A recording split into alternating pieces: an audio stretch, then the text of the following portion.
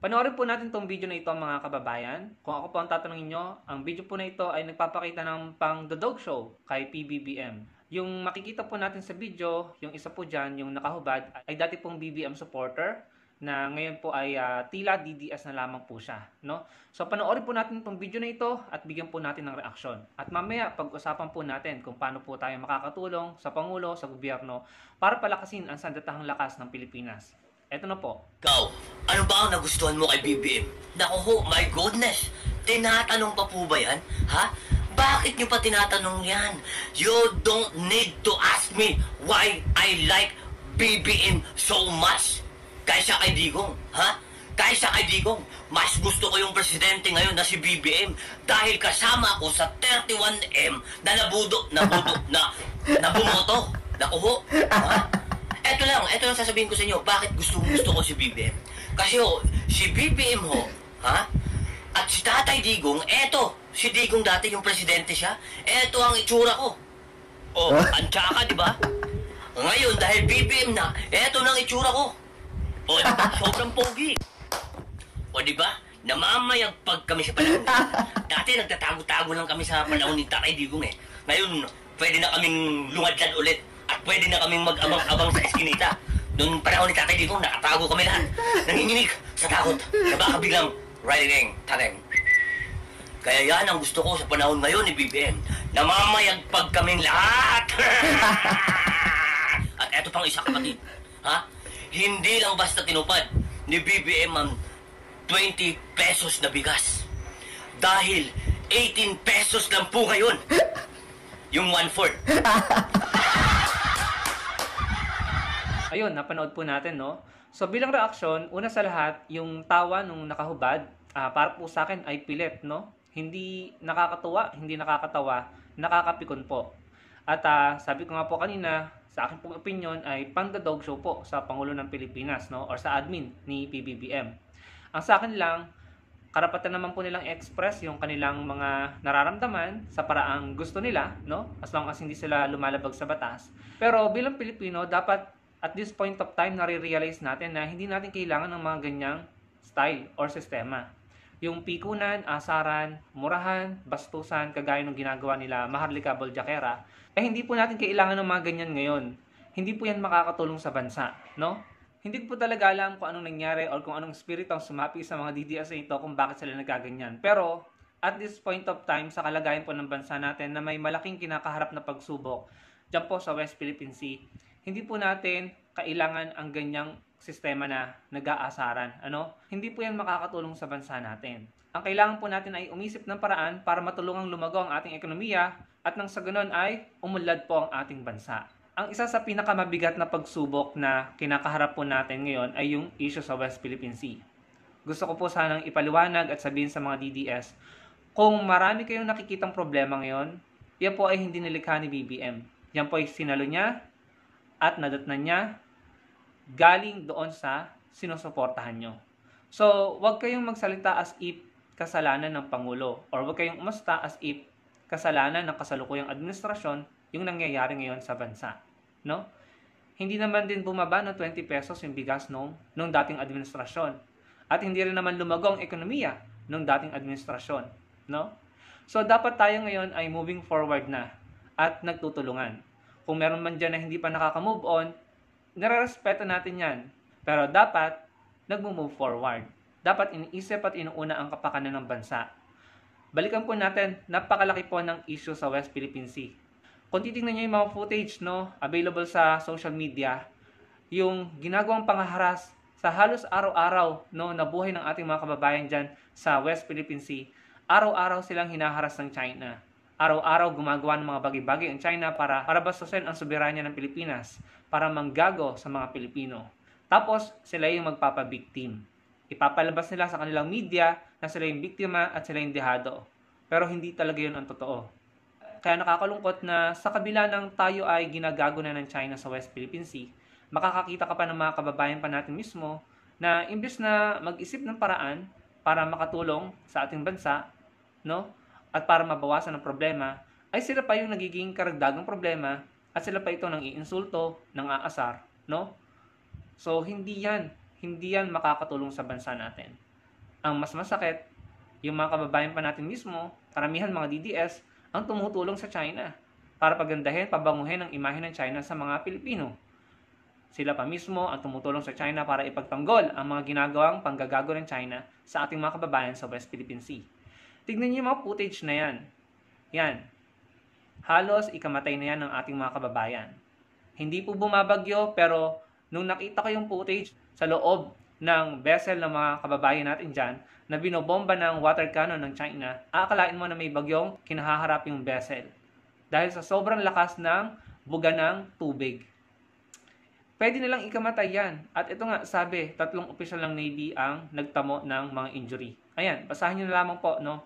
Ngayon ko nga lang nakita yan eh. So what more pa yung iba pa ng mga panahon or iba pang mga pangyayari na binobomba ng mga Chinese ang ating mga kababayan doon, no? Panigurado nagkasugat din sila, panigurado na trauma at talagang nasaktan physically. Tapos makikita mo yung mga DDS, pinagtatanggol pa yung China. Gina-justify pa yung ginagawa ng China at pinagmumukha pang masama at mali at may kasalanan yung mga Pilipino. Tapos may mga ganito na nang-aasar pa. Hindi po nakakatulong yan sa ating bansa. Ang malungkot, ang ating pong Vice President ay kahit kailan hindi po natin nakaringgan ng statement para kondinahin ang China sa ginagawa nila. Ang naririnig natin sa kanya ay yung kanyang statement sa wikang Mandarin kung saan binabati pa niya ang Chinese Communist Party sa kanilang anniversary at sa kung anong okasyon na isinaselebrate ng China, like Chinese New Year. No? Yung parang piniplease at pinaflatter ng ating kasalukuyang Vice President ang China sa kabila ng ginagawa ng China na panggagago, pambabastos at pananakit sa ating mga kababayan sa West Philippine Sea at pananakop sa ating EEZ at teritoryo. Hindi natin nakaringgan ng kahit anong statement ng pagkondina ang ating Vice President. Hindi po ba nakakalungkot? Tapos dadagdagan pa ng China na nagpapabiktim sila sa kanilang mga statement, kanilang mga balita, as if sila yung biktima. Nagmamagtol ang China dahil hindi daw sinusunod ng Pilipinas yung kasunduan ng Pilipinas sa China na huwag magdala ng construction material sa Ayungin Shoal or sa BRP Sierra Madre, at nagmamaktol sila dahil hindi daw sinunod ng Pilipinas ang pangako nito na ito or hilahin, tanggalin ang BRP Sierra Madre sa Ayungin Shoal. Well, unfortunately sa inyo, China, hindi naman yung kasalukuyang gobyerno ang nangako sa inyo ng mga bagay na yan. Hindi ko alam kung sino. Pero definitely, hindi si Pinoy yan at hindi si PBBM. Dahil si Pinoy, siya pa nga yung nagdemanda sa China habang pinapalakas ang ating AFP. And then si PBBM, siya nga yung nag-uutos ngayon patuloy ng mga barrier na nilagay ng China na magdala ng mga construction material sa BRP Sierra Madre. So, tanongin nyo, China, sino ba yung nakapagkasundo sa inyo? No? At kayo mga kababayan, tanongin nyo kung sino yung nakapagkasundo sa China na para paboran sila.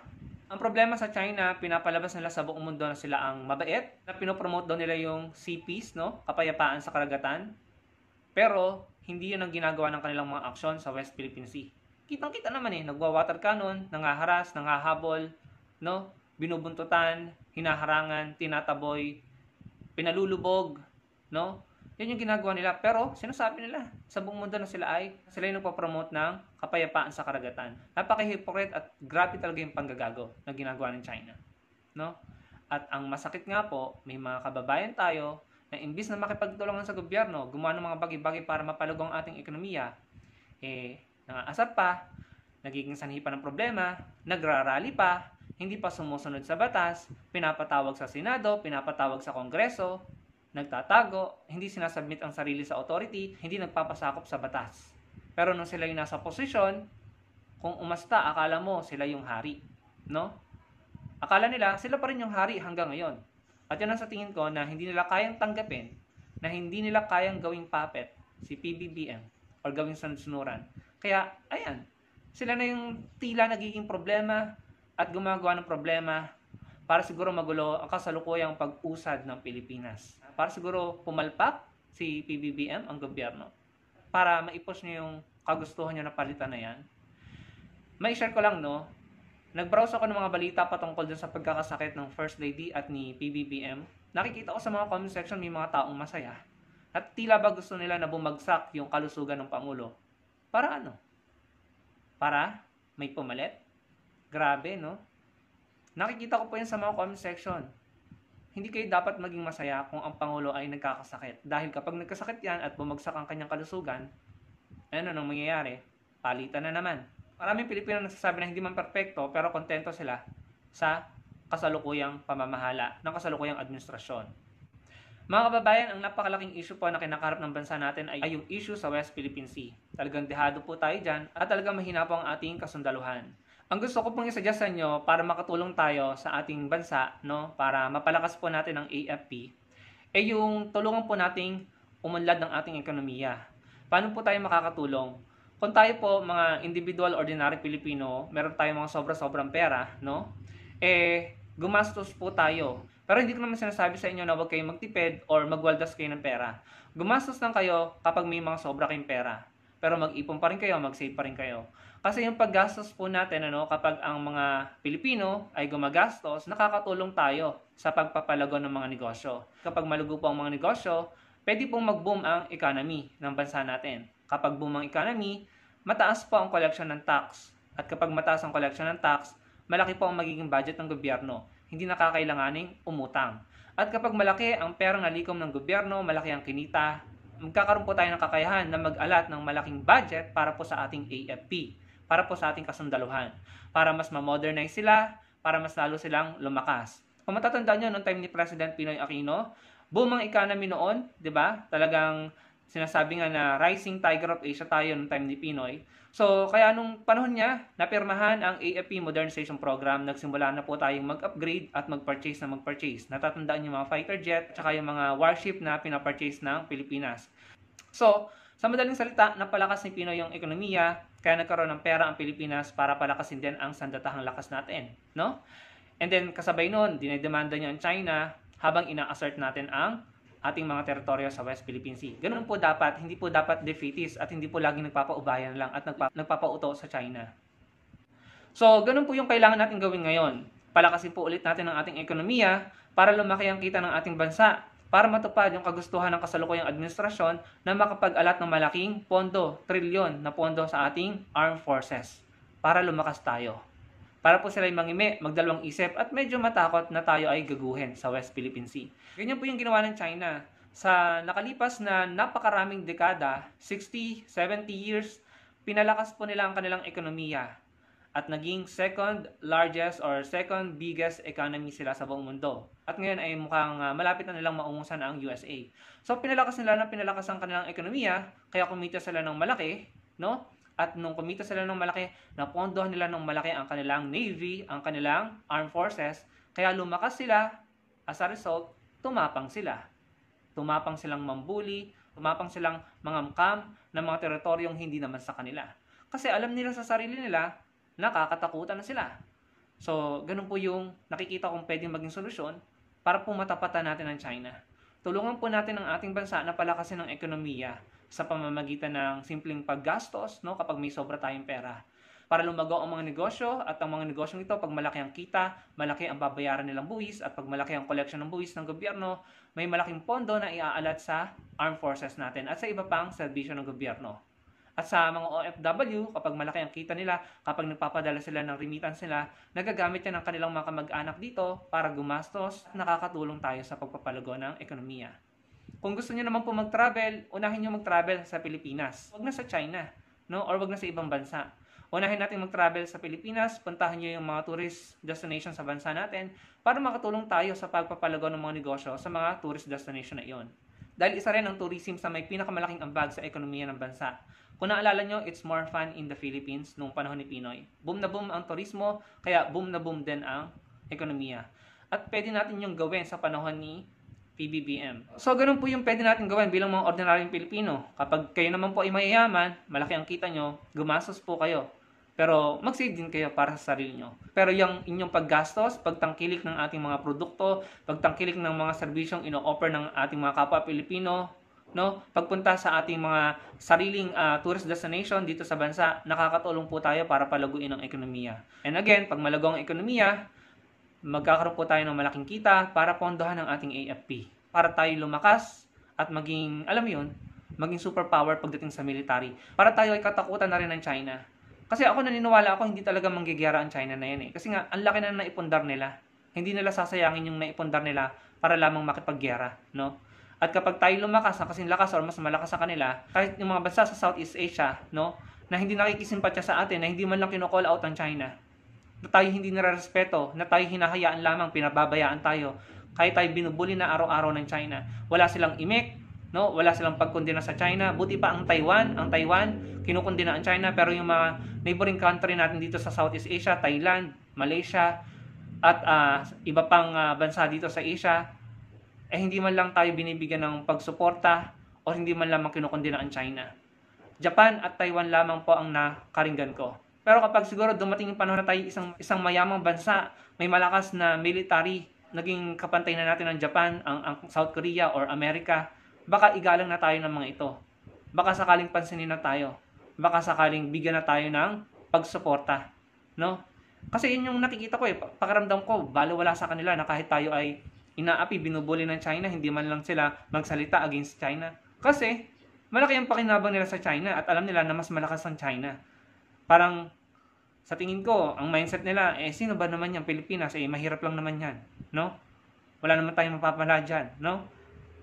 Kaya tayong mga Pilipino, imbis na tayo makipag-asaran or mang dog show, imbis na gayahin natin yung mga ginagawa ni Maharlika Boljakera, imbis na tayo magwelga na magwelga, naniniwala ako ng majority ng mga Pilipino, mas okay yung kasalukuyang administrasyon kumpara dati. Total naman, kung sumasang-ayon kayo, tulungan na lang din natin. Huwag tayong maging part ng problema. Huwag tayong maging part ng pagkakaroon ng animosity at hidwaan between us sa ating mga Pilipino. No? Tama na yung bastusan, tama na yung murahan, tama na yung asaran at insultuhan. Hindi yan nakakatulong sa ating bansa. Hindi po yan nakakatulong sa pag-unlad ng bansa natin at sa pagpapalakas ng ating sandatahang lakas. Uulitin ko mga kababayan, tumulong po tayo sa pagpapalakas ng ekonomiya sa pamamagitan ng paggastos, pagtangkilik ng mga negosyo sa ating bansa, ng mga serbisyo. Unahin natin ang mga produkto at serbisyo ng ating mga kapwa Pilipino nang sa ganon mag-boom ang economy, lumaki ang tax collection, magkaroon ng pondo ang ating gobyerno para sa AFP, para sa iba pang serbisyo, para hindi utang ng utang. At sana naman sa ating mga pinuno, bawas-bawasan nyo yung pagiging greedy at ganit sa kaban ng bayan. Huwag na kayong magnenok. Huwag nyo nang ibulsa. Dahil wala na tayong pag-asa pag ganun. Tumutulong nga tayo para mapaunlad ang bansa natin. Meron naman tayong mga pinuno na tiwali. Wala din. 'Di ba?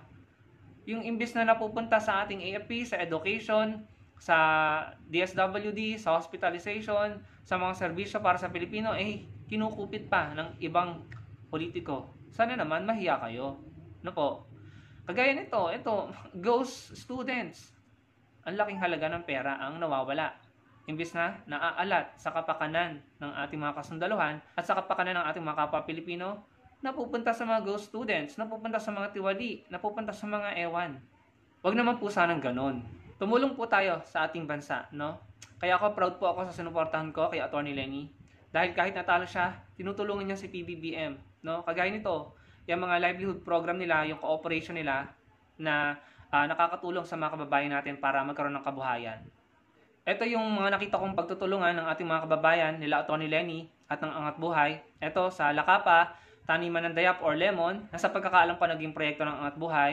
Ito po, taniman ng kalamansi, no? Mga simpleng bagay na nakakatulong sa ating kapwa Pilipino para makatulong din sa bansa natin, sa pagpapaunlad ng bansa, sa negosyo, sa ekonomiya. Gayahin po natin sila Atty. Lenny, no? Na hindi ina-engage ang mga supporters niya sa katoksikan at kaguluhan. Bagkos, nagsisilbi siyang magandang ehemplo para makatulong sa Pangulo, sa gobyerno, sa bansa natin para umunlad, no? Yung mga simpleng bagay na pwede natin gawin para sa ikaunlad ng bansa natin, gawin po natin. Tama na yung asaran, tama na yung paglikha ng kaguluhan, at tama na yung pagpapalaganap ng mga ideya at hatred para magkawatak-watak ang ating bansa, no? Huwag niyo pong suportahan yon, mga kababayan. Ang suportahan po natin ay yung mga bagay, mga tao na nagkakaroon ng contribution para sa ikauunlad ng bansa natin. Gusto ng China na bagsak ang ekonomiya natin. Gusto ng China na sira ang buhay ng ating mga kabataan. Kaya saan ba nanggagaling ang mga illegal na droga? Sino ba yung mga nahuhuli na mga di umano'y drug lords, no? Kung hahayaan natin sila at hahayaan natin ang mga vloggers na sinusuportahan sila, babagsak po ang bansa natin. Wag po nating iboto ang kandidato ng China sa mga susunod na eleksyon. Dahil sila po talaga ang sa tingin ko ay magpapabagsak ng ating bansa. Maging mabuting ehemplo po sana sa atin si Atty. Leni Robredo na kahit natalo ni PBBM, andyan pa rin siya. tumutulong sa ating mga kababayan na nasa laylayan, ini-ignite no at pinangungunahan ng kanyang mga supporters na makipagtulungan sa bansa, tumulong sa bansa. Dahil again, kung hindi po natin mapapalubong ang ekonomiya natin, hindi po natin mapapalakas ang ating sandatahang lakas. Lagi po tayong gagaguhin, bubulihin at sasaktan ng China. At tangkilikin po natin ang produkto ng ating mga kababayan at puntahan po natin, bisitahin natin ang mga tourist destinations sa ating bansa. Tulungan po natin ang gobyerno na mapalago nito ang ating ekonomiya nang sa ganon ay lumakas ang ating sandatahang lakas. Marami pong salamat sa panonood. Sana po'y malike nyo ang ating video at makapag-comment kayo. Salamat po.